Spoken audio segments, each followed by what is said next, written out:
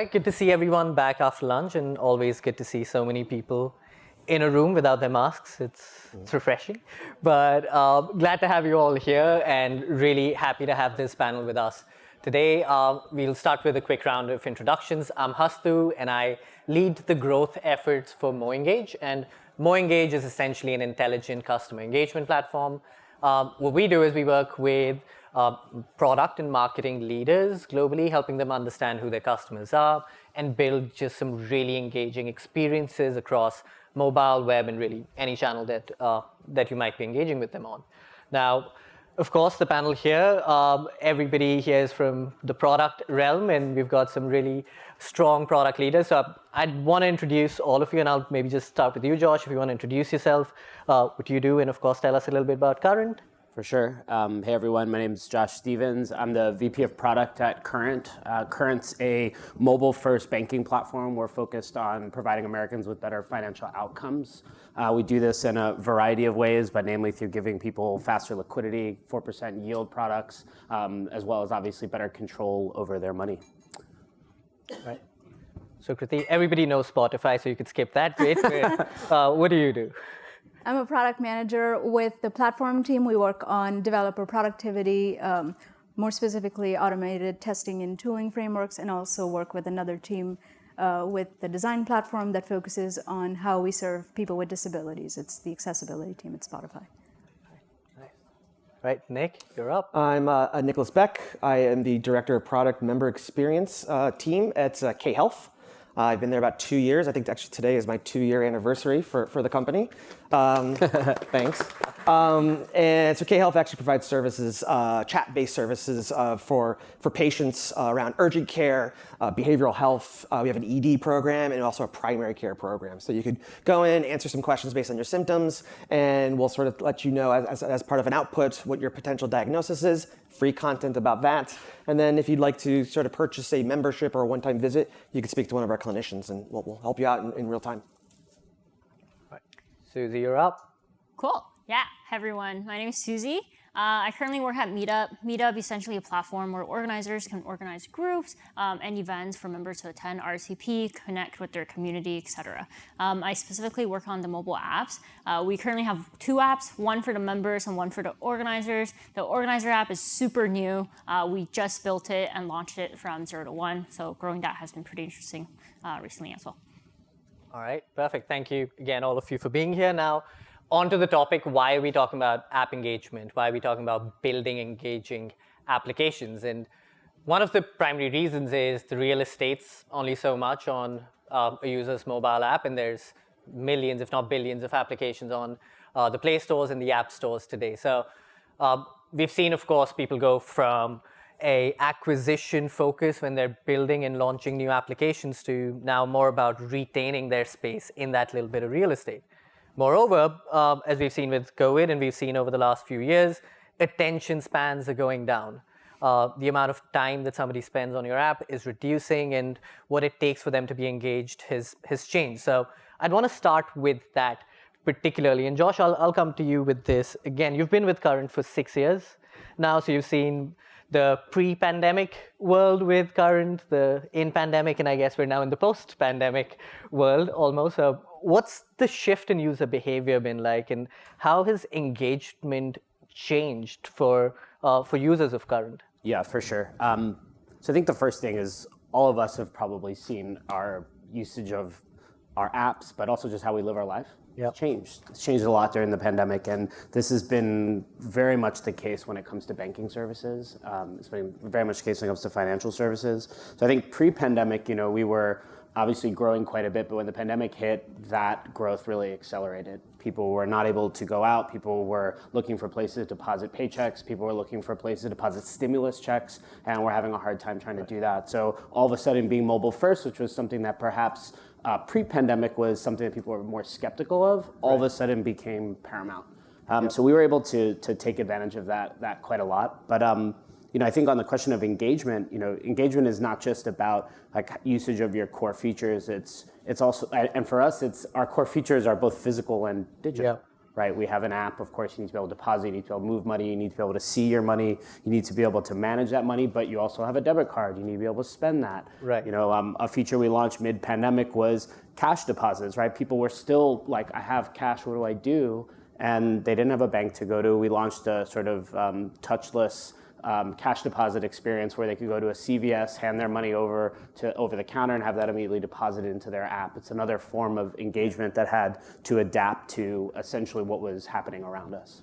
All right, and that's really interesting. So, and I feel like a lot of the panelists here, you actually saw COVID boost your businesses because more time was being spent on your apps. But Nick, I'll come to you next. You spent 12 plus years working on mobile applications. That's a long time, and we were talking about this last evening as well. You built one of the first iPad applications back in the day. But what from your perspective over the years has been changing, and how particularly did the last 3 years change how people are interacting with apps? And Yeah, definitely. I mean, so that iPad, I worked with, I used to work at Condé Nast, and so I have a bit of a publishing background, and then kind of coming more into sort of the consumer focusing, funnels. It's just been a very interesting transition. Even before I was working at K Health, previously I was working in the meal delivery industry. So it's a very interesting transition, but also to see how they sort of all come full circle around content being part of the experience to kind of get you to continue to engage and sort of believe and trust into the brand.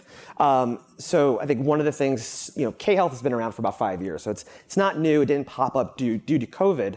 But one of the things that was really interesting is for people to start to think about the fact that, now I for about maybe a year and a half or 2 years, couldn't go to the doctors. They wouldn't let me go to the doctors unless, there was an emergency. And if I could go, I couldn't bring my family, or I couldn't have certain people in the room with you. And so we've definitely sort of, part of what we're seeing over the course of the 2 years is getting people to sort of understand the concept of this telehealth, trust it, understand how to use it, and also thinking about the fact that what's the value of it, right? So a lot of people, go to the emergency room when maybe it's kind of like, you could have gone and spoken to your primary care doctor sooner, or you could have been sort of dealing with it on a different way as opposed to have to wait to go to the emergency room. So a lot of the things that we're thinking about is how to sort of really help out in that space, especially now when things are opening up, but gas is so expensive. Not everybody has car insurance, and so maybe you have children. And so to have to think about the story of not only kind of getting to the doctors, of having to find someone to take care of your kids, having to pay for the gas, have to find parking, all these kind of things, it's very much one of these things that we're sort of really hyper-focused on how to make it so very easy and accessible for someone to kind of come in, understand the concept of what we do, and then on top of that, understand that either A, maybe this is in addition to insurance that you have today, but your insurance doesn't actually allow to have virtual care or chats, or it's not available 24/7. So I think one of those things I'm really trying to think about how to get sort of people understand and trust, come in. For us, engagement's a little weird because I don't want you to be sick. But when you are sick, I want you to be able to sort of come to us and think about how we can do care for you there. And then we have a whole subset of our features now. We're thinking about proactive care, primary care. How do we get it so that you don't have to worry about coming in for an emergency and trying to think about you being top of mind? So the last thing I would say about engagement too, also that at a zoomed out perspective is, and this is really intriguing, is more and more as we're coming out of lockdown and we've been in our houses for 2 years, working really hard, staring at screens. I think one of the things I'm really interested in now is how actually people are thinking about I want to look at my phone less. I have Apple now telling me I've been on my phone for an hour, maybe you should stop. So I think it's really interesting to start to think about maybe we don't need people to access the app in order to kind of provide the value that we're looking for. There's external nudges and things that we can do with that, but also thinking about, people are actually trying to go offline more, and how we can incorporate ourselves into your habits and your daily life, knowing that. And frankly, I want to encourage that too. And that's interesting because you're not judging engagement anymore by how much time somebody's spending on your app, and that's, in your case, of course, not a very good thing if somebody's spending a lot of their time on your app. But also talking about that online to offline, Susie, meetups, of course, got a really large dependence on, or at least used to have a really large dependence on people going out in the world and meeting up. What do you count as engagement? What do you count as success metrics? And outside the vanity metrics of MAUs and DAUs, what success do Meetup today, both on the organizer side and the attendees? Yeah, for sure. So on the member side, just imagine you're on this platform and you're trying to meet with people and learn new things. So one thing that we care about a lot is RSVPs. As long as members continuously RSVP to different events at different groups, we know we're adding value to their lives. Right. So over the pandemic, we actually saw a drop in RSVPs from members, which totally makes sense. Most of our events are hosted in person, and obviously because of the pandemic, they couldn't do that anymore. So we kind of shifted more with an emphasis on online events. We started supporting like adding a Zoom link to your event descriptions, and that kind of helped with the RSVPs as well. So prior to the pandemic, we saw that you come on the app because you have the intention of attending an event to go out and meet people. But during the pandemic, because people are spending more time at home, we started sending more, push notifications in the sense that we wanted the platform to be a place where you can explore, engage with your community virtually instead of just like being in person. On the organizer side of things, we still care about subscription. So we are a subscription model, and we care about churn a lot. And over the pandemic, we started providing organizers with more tools to engage with members online. So for example, we have more chat features now, more comment features, making sure that throughout the pandemic, even though we can't meet in person, they can still stay engaged with their members of their group, and then they can host like virtual events, etc. All right, that's interesting. And talking about subscriptions, Spotify, of course, you've got an enormous amount of user data. I'm sure there's people spending hours and hours on the Spotify app every single day. Now, how do you translate this data into the voice of the customer? And how are you today spending your time trying to understand what the user is saying to you, both explicitly and implicitly through their actions? So there's two ways to think about consumption in Spotify. There's the very active user that's spending time on the app looking at it. There's also a huge amount of passive consumption where the user is using the app in the background. And there's another question of what does mobile consumption even mean? There's not just the mobile apps, there's mobile web, there's wearables. The definition of mobile is changing. And the cars as well. Exactly. Yeah.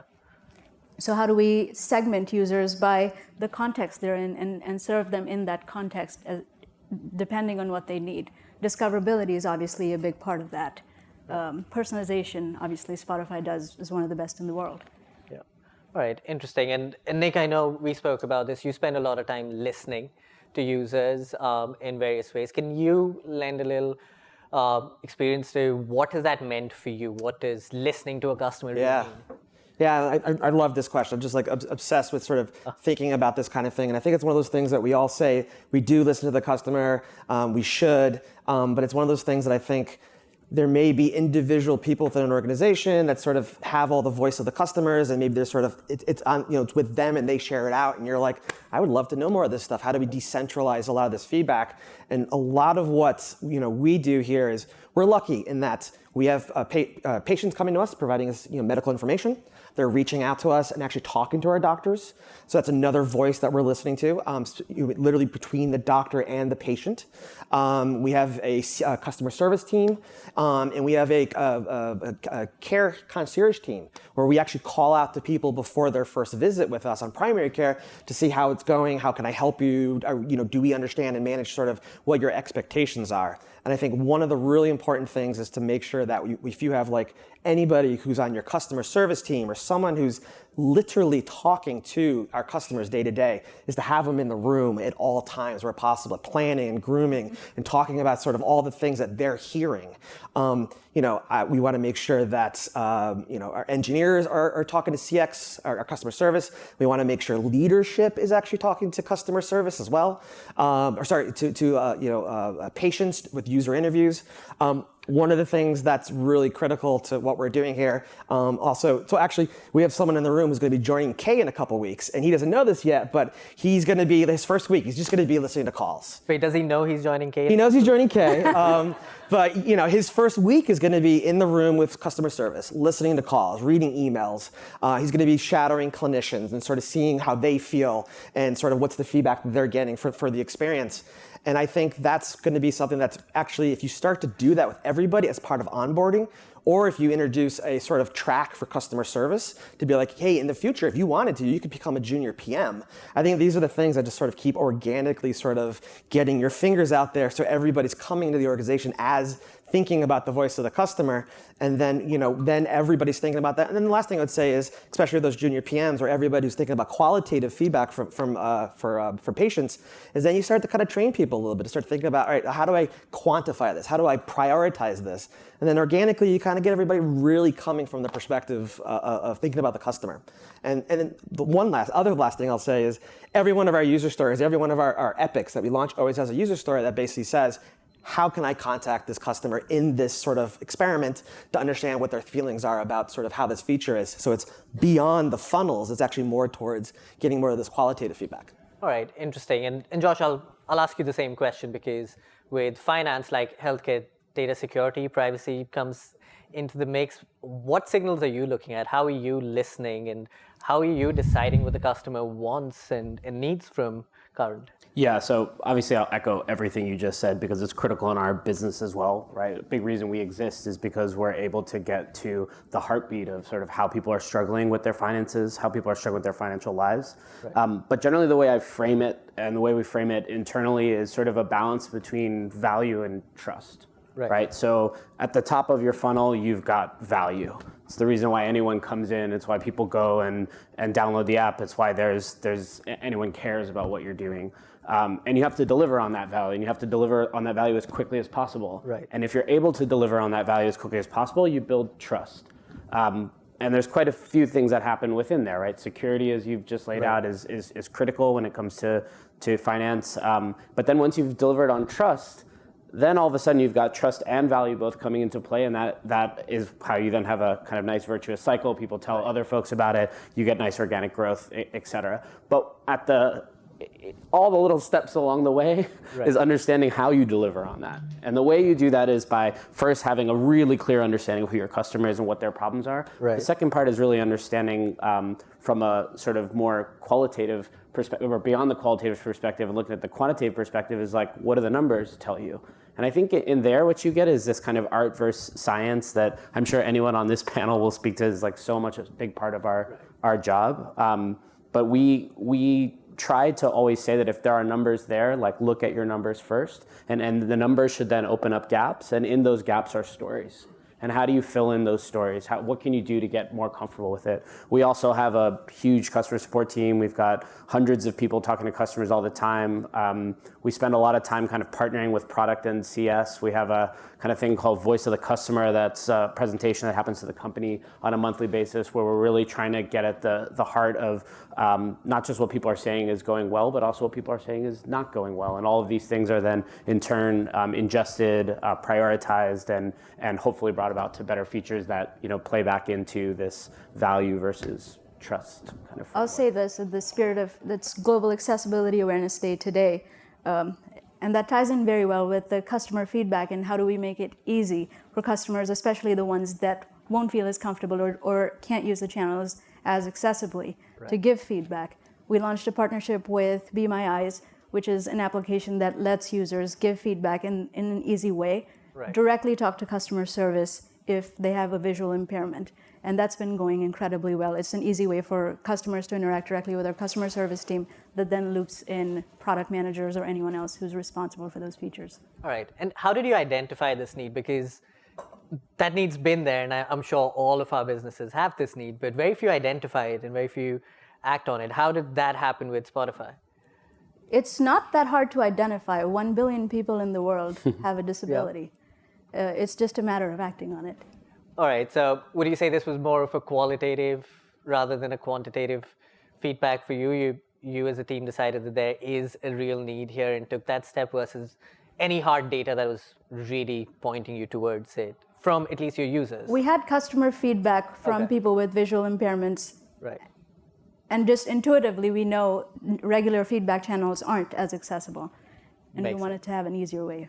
Got it. And as a follow-up to that, how are you tracking the success of this? How do you, and this is broader for any changes that you're making based on feedback and based on this voice of the customer, how do you track these changes, and how do you know whether or not you're successful, or are there still gaps to address?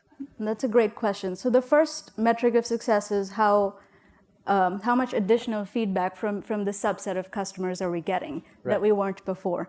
The second part is how much more efficient is the customer service team in identifying these needs and interacting with the customers. So if it took them 5 or 6 back and forth on email or another channel, is that happening much quicker? Right.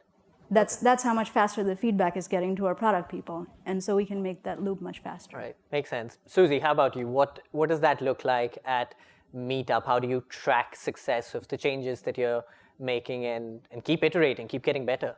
Yeah, so that's interesting. So a couple ways. One, we track app reviews. So for example, when we have a negative app review, it goes into our Zendesk, and then someone responds like, hey, can you give us more information on why you're leaving this negative review?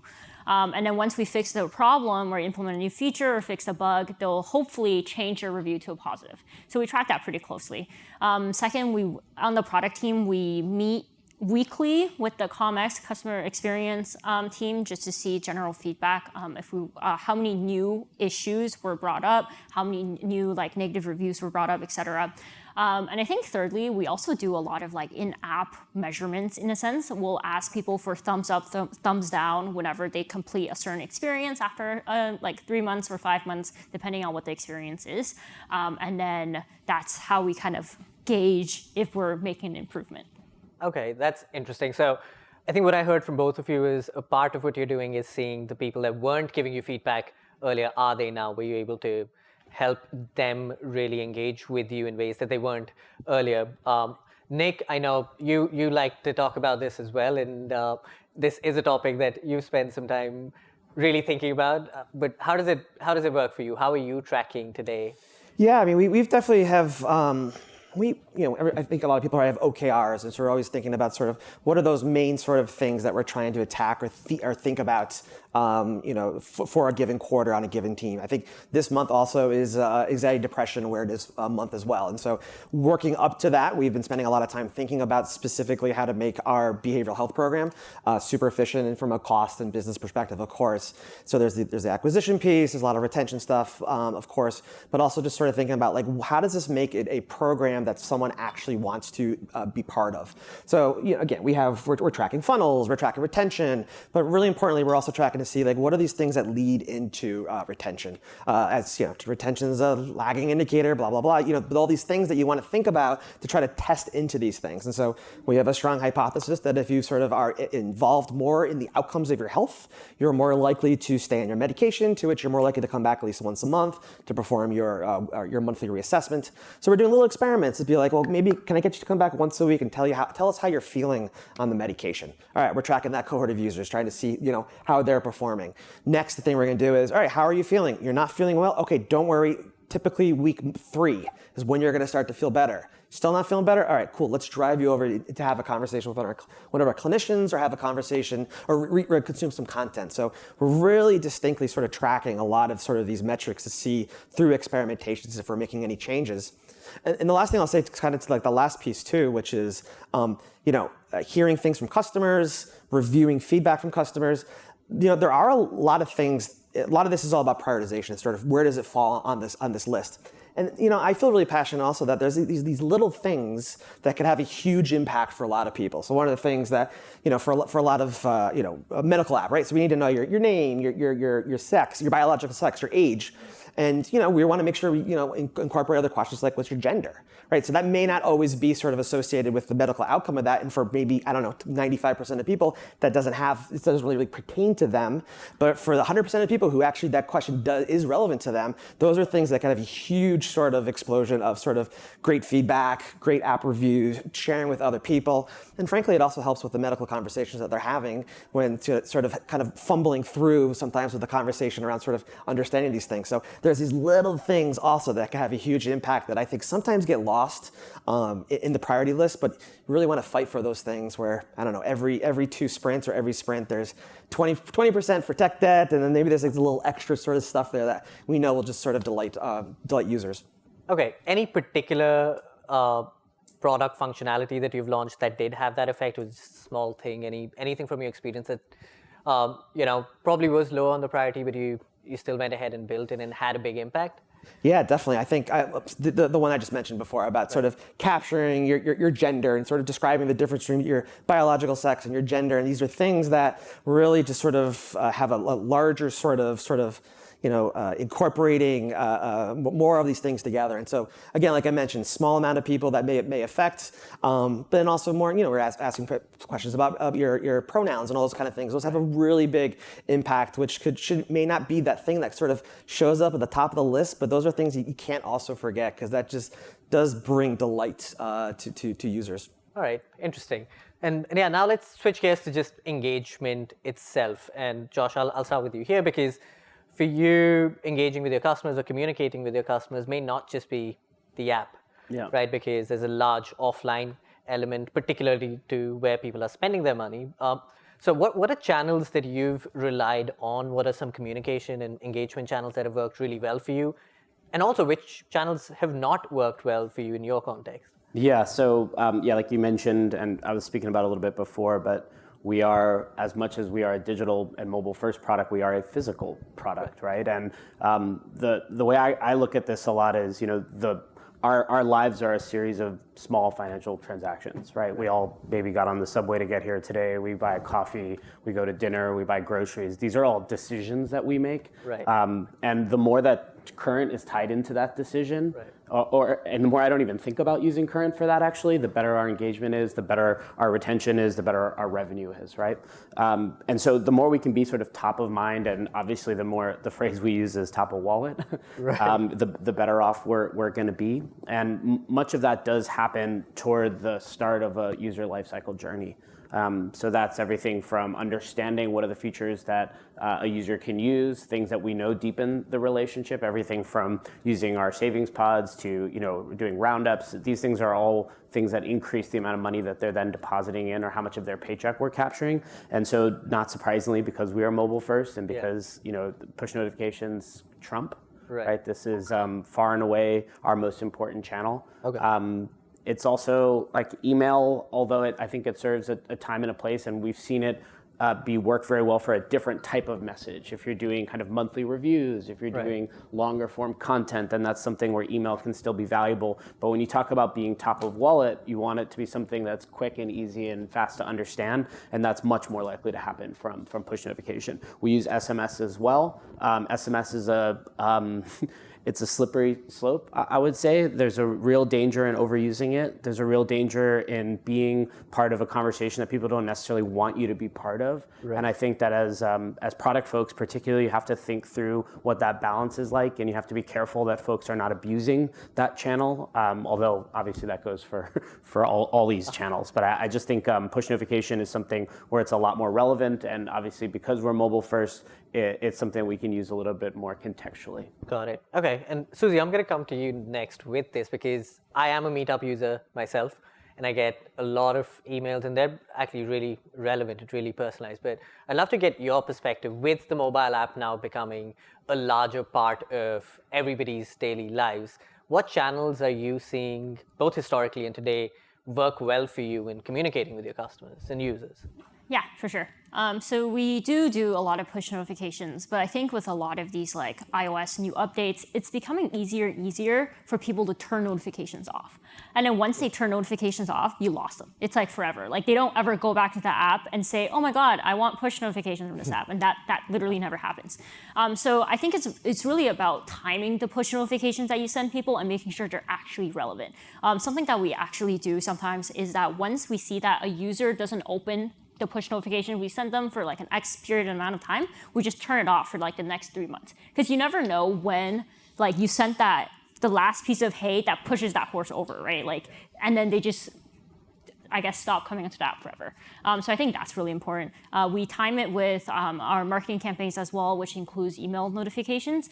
Email definitely has more content because push notifications like 3 lines of content. So we'll send like organizers, for example, their like monthly review. They've hosted 3 events in total, and things that they should celebrate. And something we're working on right now is the ability to share that socially, and that way we'll get more engagement. If people are like liking your post on Facebook, maybe you'll feel better about being an organizer and organizing these events and things like that. All right, that's interesting. Nick? Yeah, no, that's super smart, and I think part of what is really important also is to sort of manage expectations for what's about to happen, right? So with K, you fill out some questions. We put you say you want to talk to a doctor. We put you in a waiting room. We say, hey, listen, here's the wait time. We're starting to manage your expectations. We then say, hey, we're going to send you a notification. We do a lot of SMS too, because it really does break through for our users, because it's almost as if you're waiting for an Uber, right? You're watching it, you're waiting for it to show up, and typically Uber's a lot faster, and we're waiting to have a queue of people, if not had already previously scheduled their appointment with us. It's really just sort of managing expectations, and maybe for the first time, sort of even being a little verbose about it, like multiple things leading up to that moment for when you're actually going to achieve what you're hoping to do, has been really successful for us. So it's just all about sort of letting people know what's about to happen, and then actually hitting their expectations. Interesting. And just in the context of healthcare, how do you differentiate what value SMS brings to a user and what value email brings to a user? Yeah, I think one big part of it is just asking the patient, which one do you want? Give them the choice, right? I think you do that for content, different types of newsletters and things like that. I mean, you give them a box of 10 things and maybe they only select one. It's like, that's great. That's what they care about.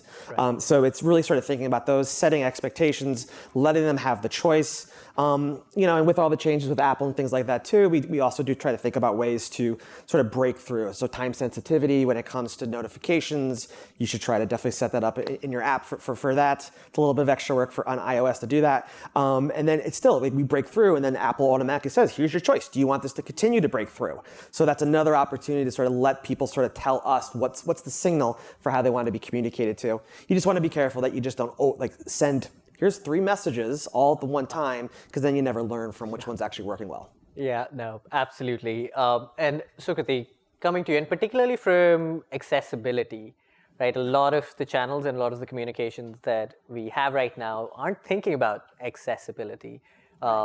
Is there anything that you're doing and Spotify's doing that's different? Are you looking at communication any differently now that you're thinking about accessibility proactively? It's more of a question of what happens once you're through the channel, especially in Spotify's case. You already have 420 million users. Yep. So when you're communicating with them, notifications is a small part of that strategy, given that music is such an integrated part of people's lives already. Podcasting is another one. Once you get into the experience from a notification or from an email or from a marketing campaign, there's other questions that become a lot more important, especially in emerging markets, for example, on mobile. Right. How fast does the app load? Yep. What does the performance look like? What's the memory and battery consumption? Those are the questions that become a lot more important in that context then. From an accessibility standpoint, it's more of a question of, is it a consistent experience for users regardless of disability? Right. And that's what we do from a unified UI library, for example. Okay. So we're taking care of the basics. Obviously, there's gaps, and we're working on those, and we learn as we go. All right. And then we could turn this topic later on into inclusivity, right? Exactly. So that's, you're just you're doing bare minimum accessibility so people could use it, but now you're thinking more about the inclusivity of how broad different markets and people and stuff like that. And a consistent experience, no matter who the user is. Or what channel they come into. Or what channel they're coming from. All right. Now that's interesting. We have a few questions, so I'm going to take a break and jump in there.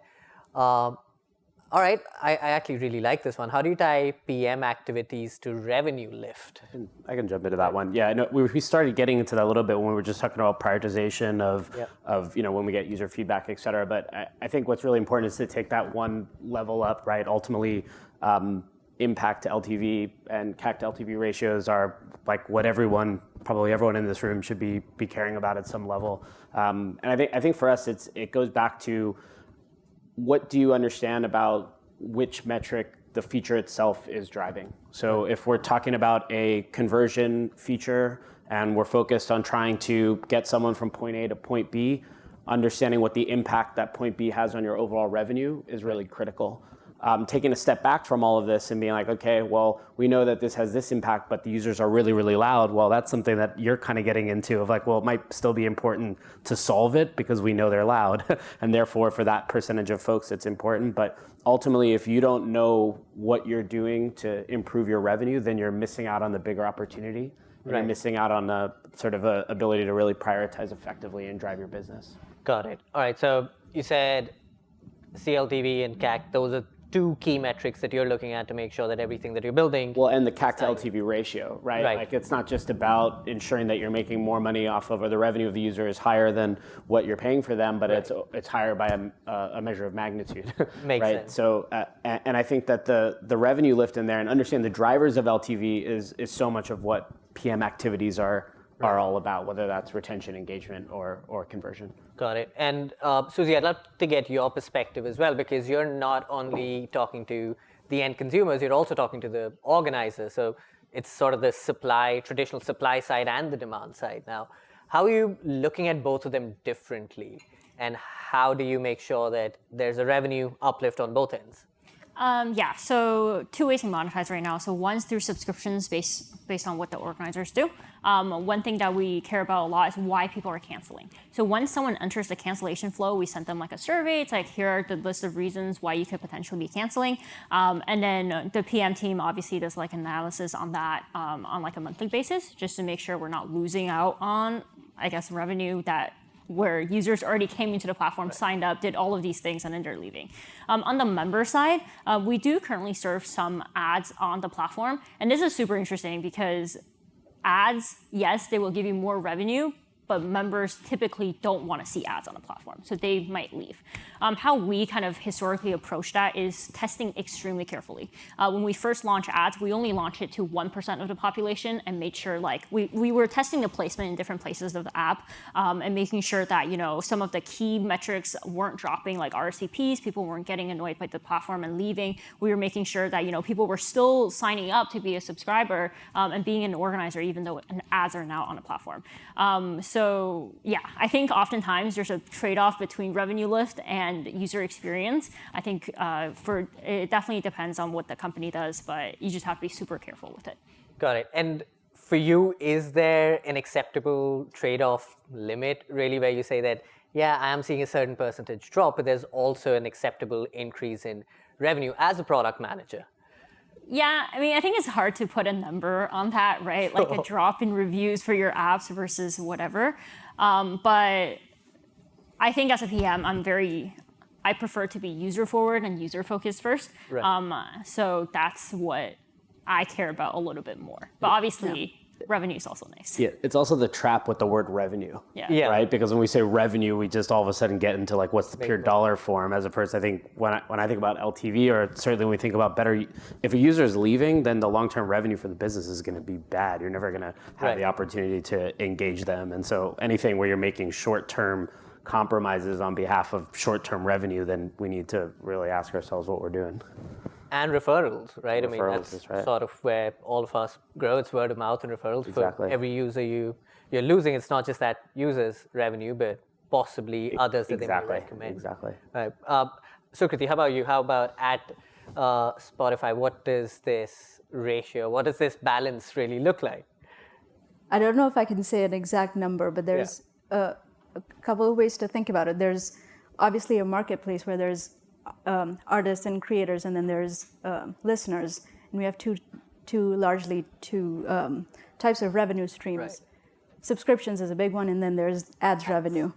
At bigger companies, before this I worked at Yahoo as well, it's interesting to have this sort of tension and different teams working on monetization versus engagement, and to have this healthy debate where you're focused on different parts. Revenue tends to be more of an output metric and obviously important, but engagement is what goes in.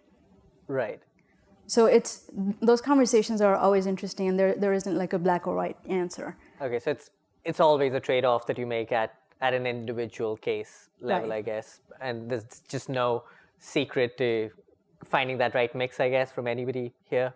I think it's important to have a devil's advocate in those two different teams, or if it's just one person in a smaller company, to have those two personas of a PM in mind. Okay, fair enough. I'll take another question from here, and K-Health, you're up. You obviously don't want your users to be sick all the time. How do you plan to engage them when they're not?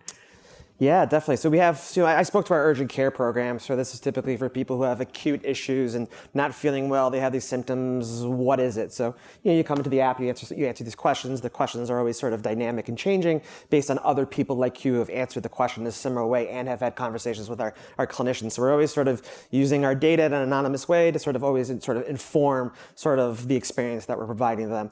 We did launch about 6 months ago a primary care program. So these are people who don't have maybe an acute issue right now, but something that they have been working with other clinicians or have been diagnosed with hypertension, gout, diabetes, things like this, where we start to think about how do we get into a world where we're not just sort of reacting to a problem that's happening. It's more of or maybe it's too late because you couldn't go to a clinician, you couldn't go to a doctor on your own, and maybe you're going to the emergency room. So we're really thinking about how to proactively be there instead of reacting to medical issues. So there's that program here. We're entering really interesting milestones that kind of get you to come back in, provide data. And the last thing I would say is with that data, I think it's really important whenever you ask for something, you have to use this data, right? And so Apple Health displays data, but what do they do with it? And so always try to think about I want to capture this data. Maybe it's around your hypertension, your blood pressure. I could kind of give you information about it and then proactively say, hey, your blood pressure is kind of going up there. If it's still like this in 7 days, let's have a visit with the clinician. So it's being proactive for people, not just reacting or being part of a reaction from people who are not feeling well at the moment. Got it. So fair to say it's more about continuing to add value than just thinking about engagement, just thinking about bringing them back and talking to you. It's more about how are you adding value every day, every week? Yeah, absolutely. If you have hypertension and I want you, or behavioral health, I want you to come back once a week and say how you're feeling on your medication. I could send you a notification that says, how are you feeling? The user could, maybe tap on the notification, say thumbs up, thumbs down, still hasn't opened up the app. And then I could react to you every time this piece of data you've given me, to which I say, cool, don't worry about it. Or, hey, you know what? You should open up the app and have a conversation with our doctor. So it doesn't require you to have to actually open up the app, but give us those data points, but always react back with it with something of value. And I agree. I mean, this is something that I always try to advocate as much as I can is stop thinking about marketing with your apps. It's more about value. It's more about earning your space in that little home screen. But yeah, I know clock's at 0. So final questions for everybody before we end. Josh, let's start with you. What's the future? What's the future of engagement? What's the future of channels?